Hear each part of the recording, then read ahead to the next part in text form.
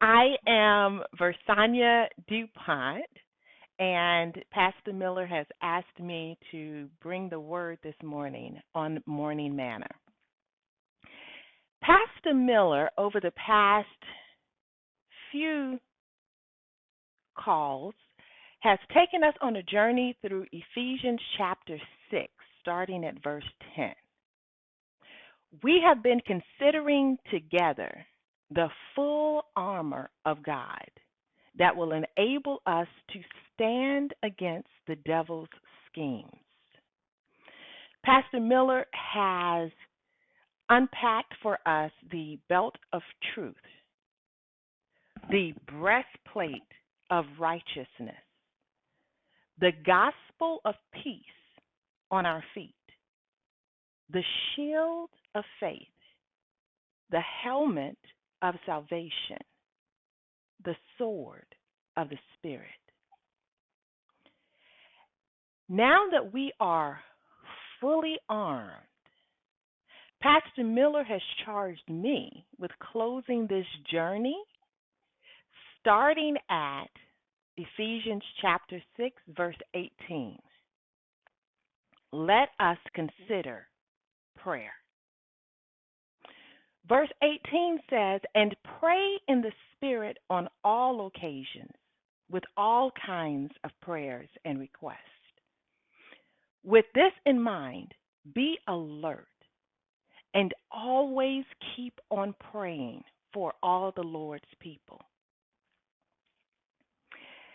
Saints, a soldier does not spend every hour of every day in his armor. He puts the armor on just as he's going out to battle. Now, there are exceptions. In wartime, and especially if he is on the front lines, he may sleep in his armor, and he may eat in his armor. So, in fact, for a period of time, he just may spend close to every hour of every day in armor.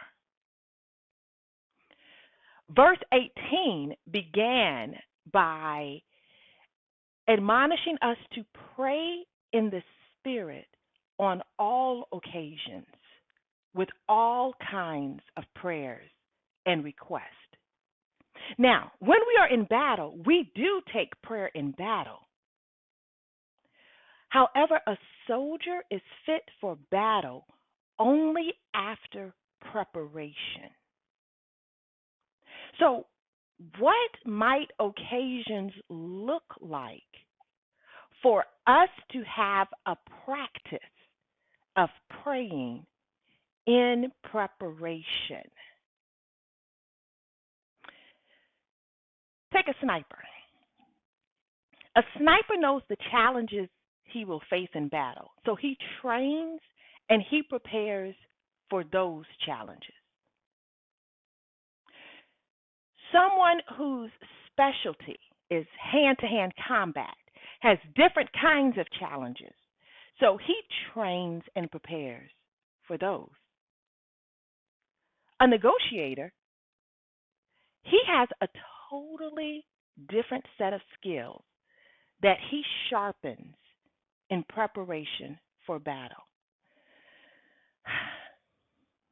Each of us on this call, we have our own battles to fight.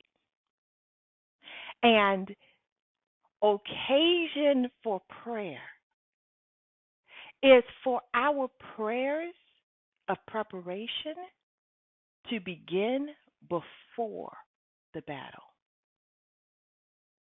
Let's think into that for a minute. Think about battles that you commonly find yourself fighting. Are there battles in your home that seem to go on repeat cycles? Do you have battles at work? Do you have an upcoming battle at work? Do you see the writing on the wall? Do you have a relationship that is so very dear to you? However, there are constant battles that you fight in those relationships. On each of these occasions, by all means, when you find yourself in battle, put on that full armor of God when you fight. Put on the belt of truth. Put on the breastplate of righteousness. Let your feet, where you walk, where you go in those battles, be in the gospel of peace. Put on the shield of faith. Put on the helmet of salvation and take with you the sword of the Spirit. But also, please, saints, also consider preparing before the battle comes. Let me share with you habits that I have developed for praying on occasions with all kinds of prayer.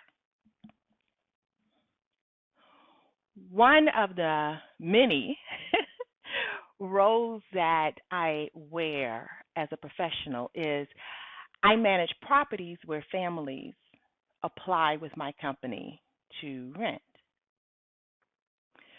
One of the battles that grieves me to fight is when I have to evict a family. That grieves me. And so, because I know that battle is a possibility, I find occasion to pray in preparation. And so, what does that look like? I have created, I've gone through the process of typing it up, and I have bound in a nice notebook confessions and prayers that I speak at each point in the process. Now, as I share my story, I want you to think about your story. That battle that you fight at home, you know what that pattern looks like. You know what triggers the battle. You know what engagement in that battle looks like. And you know how that battle normally ends. So you also have points that you could identify in the process of your battle. At work, you know what the different points are in your process. So as I share, translate this to your battles and how you might find occasion to pray. So, whatever triggers the eviction process, the Word of God says that without a vision, people will go their own way. Without a vision, we are inclined to forget God. So, what I have in my notebook as my first prayer is my prayer where I remind myself of the insights and the vision that God has given me for this company. Now, I'm about to go into this eviction process. Nothing about an eviction is nice. So I know that I'm about to go into a hard place. And so I start by reminding myself of the vision so that I don't go my own way when I'm going through this eviction process. And I'm just going to read to you the end of this meditative prayer that I have when I am reminding myself of the vision. And this is what I say. Lord, thank you for revealing the mission field in the housing market. You have transformed what I do for work into service I get to provide in your name. The vision and mission of this company stand in agreement with a divine purpose. I thank you that each time the what and why of how we do business is mentioned, even the faith of those speaking is strengthened because we hear your goodness and guidance in the telling of the company's story. So, what this reminds me of is I do have to be a good steward. And there are times when the battle of stewardship involves eviction. However, I am reminded that even in the midst of this, God will open doors for me to testify and for me to show his goodness and that he will guide me. So now I'm filling my tank with a God vision, a divine vision, before I go into this difficult battle. And then remember, you know all the points in the process for the battles that you fight at home or at work or in relationships. And so I know all the points in the process for the eviction. And so I have mapped those out. And at key points, I have other prayers that I say because before the battle, I have prepared and I have sharpened my skill. I have sat down before God and I have said, God, when I fight this battle, how can I do it in a way that glorifies you? Because when you're in the midst of the battle, you default to knee-jerk reactions, right? And so however you have prepared or however you have not prepared, that's what comes out, right? And so at each process, I have to find occasions to constantly be in prayer, praying at once for the vision. You don't fight a battle by swinging a sword once. You're constantly swinging. And so throughout the process, I have the prayers. And then here is what I have put in place at the end of the eviction process, regardless of the outcome. Whether I've come into an agreement with the tenant and we have suspended the eviction process, or whether the eviction process has walked out to completion and now the marshals are going to show up to take the family to a better place. Regardless of the outcome, this is the prayer that I have at the end of the process.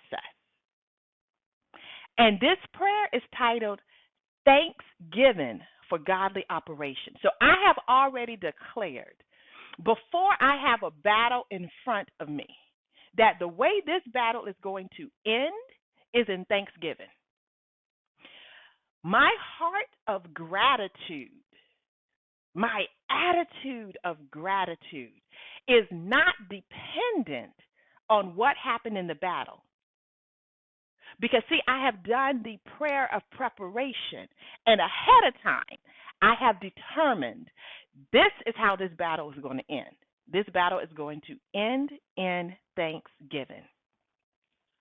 And so here I will share with you the complete prayer that I have for thanksgiving for godly operations.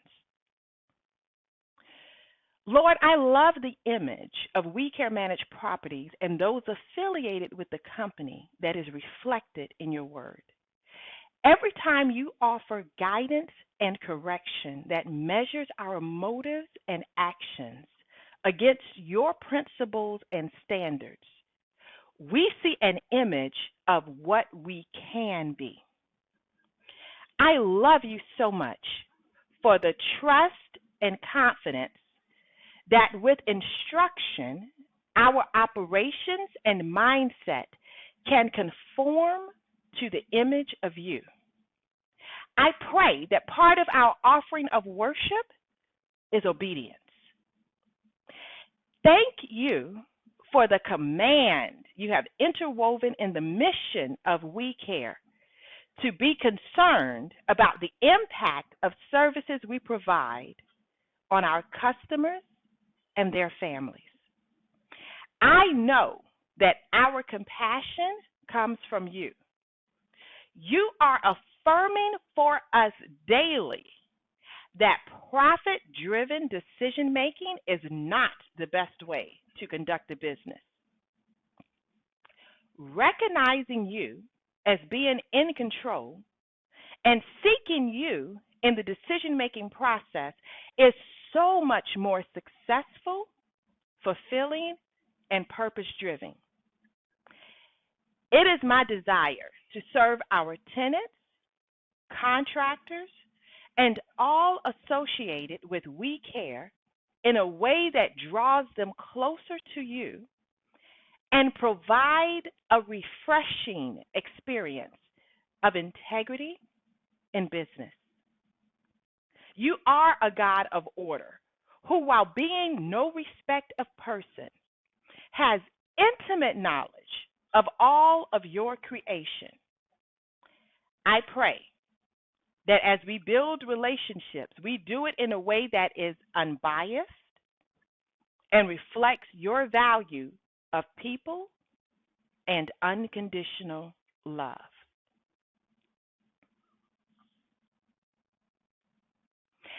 And that is how every single battle that I fight with regard to eviction, that is how every single battle will end. It will end with that prayer of thanksgiving.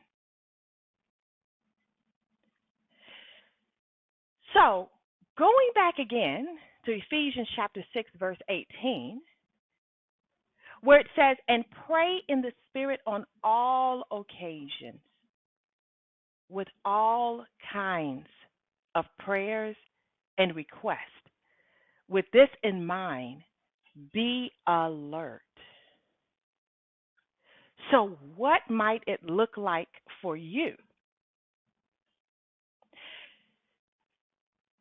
to develop habits of prayers in preparation? And so, even before you get to that battle, you have already by faith determined the outcome. You have already determined by faith that when this battle starts, it is the vision of God that I am going to hold before me. And I am not going to go into this battle my own way. What might that look like for you? And so that is the battle outwardly.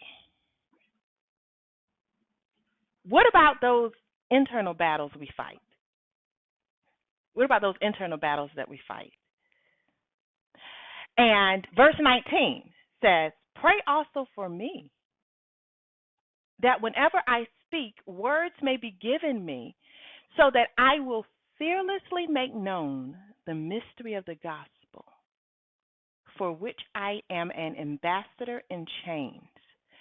Pray that I may declare it fearlessly as I should. Now, here is the thing. We've talked about those battles that you commonly fight, and we've talked about how to prepare to engage somebody else. Now, you also know yourself. You know yourself inside, out, up, and down.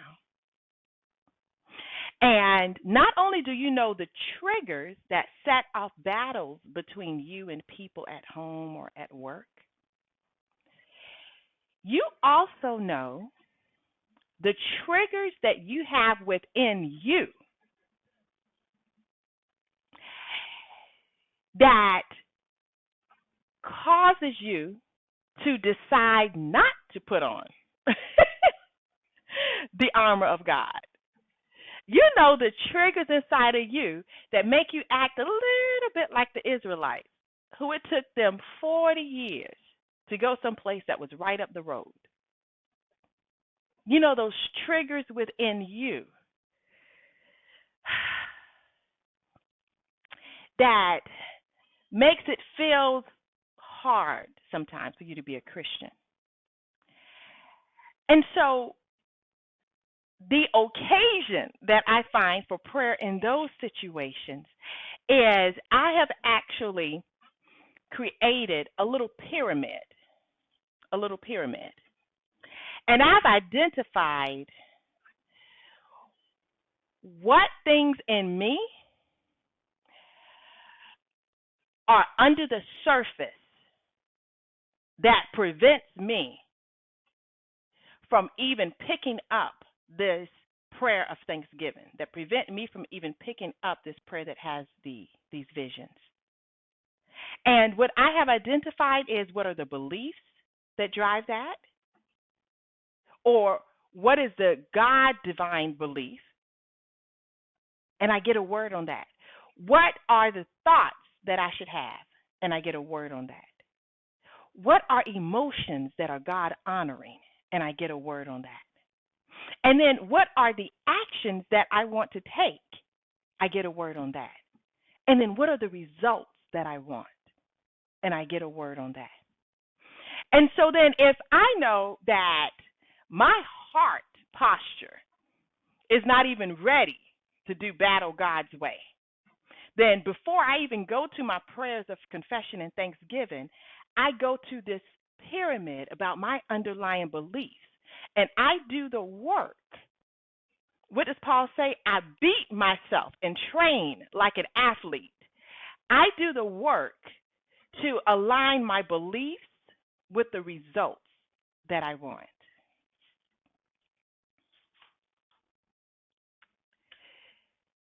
So, saints, I leave this with you for consideration,